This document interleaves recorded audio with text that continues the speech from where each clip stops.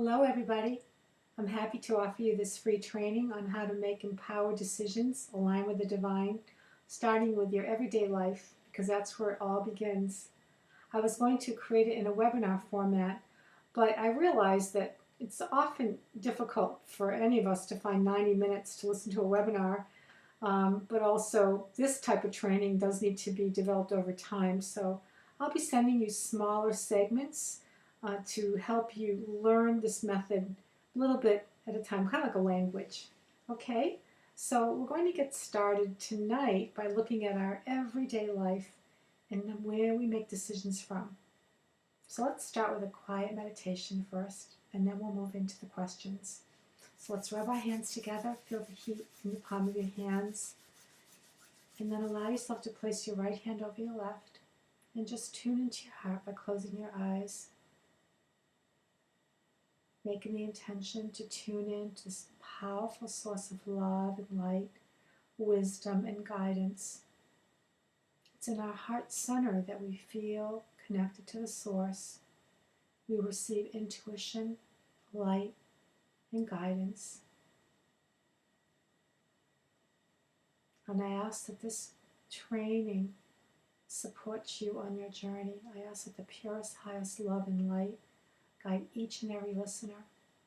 I ask that this love surround them and give them inspired, empowered strength for each step they take. And I ask that their lives move more and more down their true path,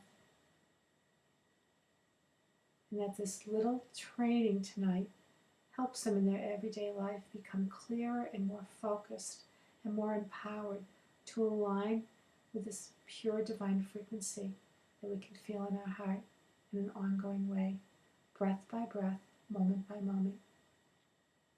And I thank you.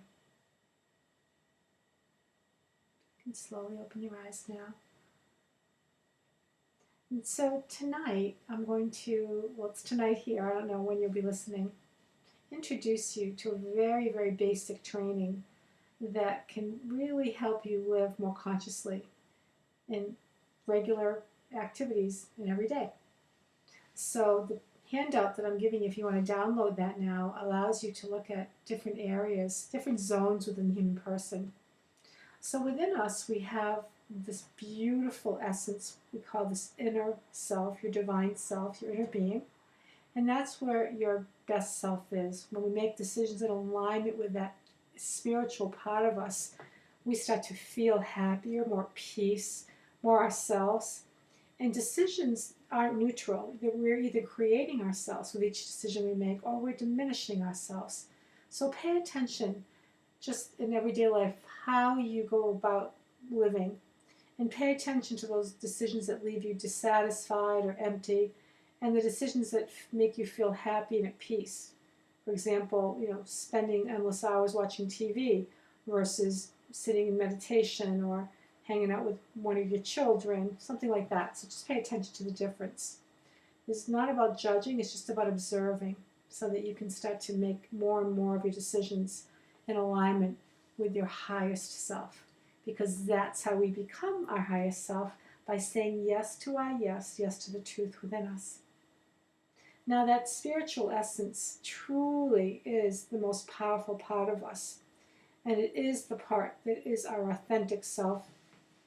But in our everyday life, we can make decisions more from our changing feelings, the needs of our body, our mind-dominated patterns that often disconnect us from our true self. And so this first area we're going to be looking at is the zone of what I call instinct. So at the end of the day, I'd love for you to get a little notebook and look at, when did I make decisions from the zone of instinct? And on a scale of 0 to 9, what was my level of peace? 0 being no peace, 9 being very much at peace. And so if the zone of instinct made you lie in bed for another half hour when your alarm went off, and you didn't leave you at peace, then write that down. If the zone of instinct, you brushed your teeth without thinking and it left you at a level of peace of 9, then write that down. Because not all instinct leaves us in a diminished state. but certain things certainly do. You're sitting down and you're finished eating, you're full, and then you just keep eating. That's zone of instinct. And so we need to be very aware of how many of our decisions that we make can not leave us at peace, but we're not paying attention. So just at the end of the day, it's a great practice. The next one is the zone of duty, shoulds, and obligations. So many of us have been programmed to do the right thing, and we organize our life around the shoulds and oughts. And this is very draining, because when we live from that place, people feel it. If I'm going through the motions and I'm a human doing and I'm not living from inspiration, I'm not really being of much benefit to somebody. But I may think that I'm being a very loving person, but nobody's home inside. So just pay attention and look at the end of the day and how that really left you. Okay? Now the next zone is the zone of my changing feelings. A lot of times my clients will come in and go, well, I didn't go to Aunt Susie's wake because I wasn't feeling it. Or I decided, to have an affair because I'm not feeling in love with my wife anymore. Or, I love you, but I'm not in love with you. So we make decisions based on feelings rather than on what is really true and right and honor of our best and highest self. And so while feelings are very important, they are not the zone that we should be making our decisions from. We need to take care of our feelings and honor them. They're very important. But often our feelings can be totally pulling us in a direction other than the one that might be really right for us. Again, I didn't go to do my homework. I didn't feel like it. Those kinds of things. And so at the end of the day, take a look, 0 to 9. How did my actions that came from my emotions, how did they leave me at the level of peace? Was it a 0 or in between, or was it a 9? The next zone is the zone of our body. Did we make decisions based on our purely physical drives and needs, and how did that leave me?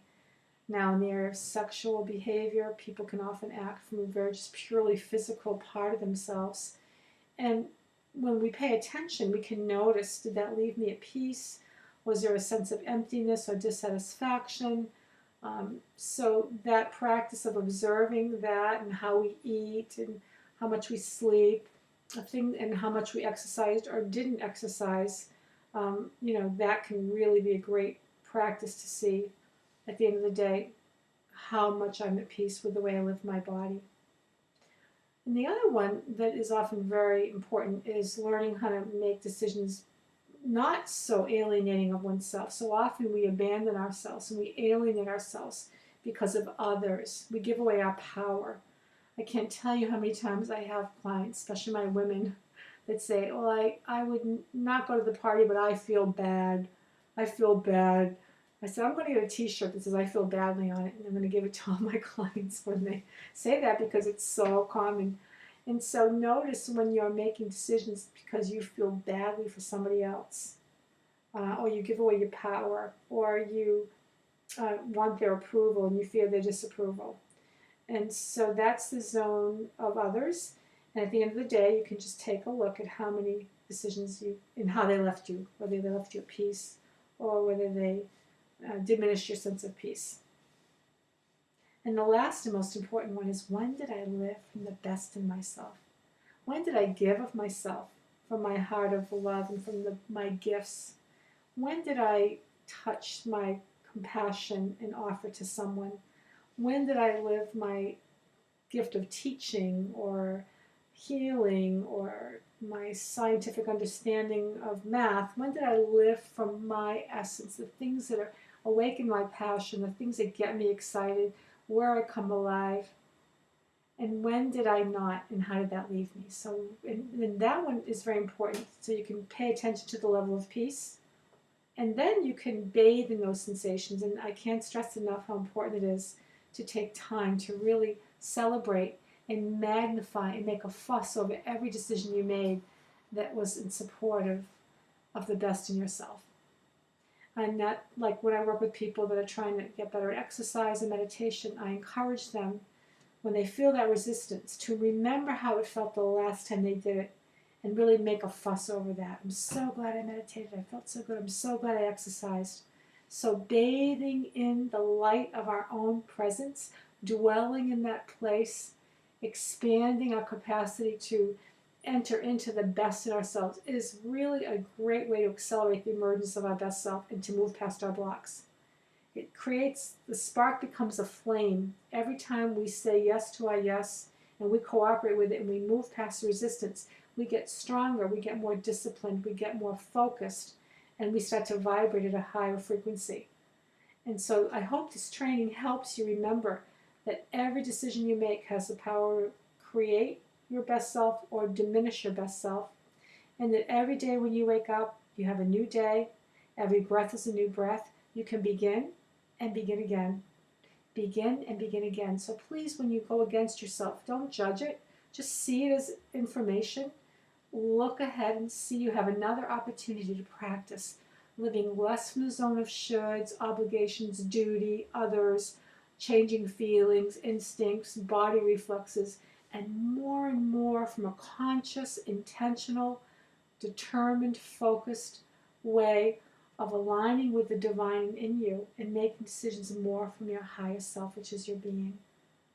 I want to help you celebrate that, get stronger at it, and get more intentional, and begin with every day looking at your actions. So do that for a week or so, and please email me. I'd love to know how it leaves you, if it helps you become freer and more able to manifest your vision for every single day of your life.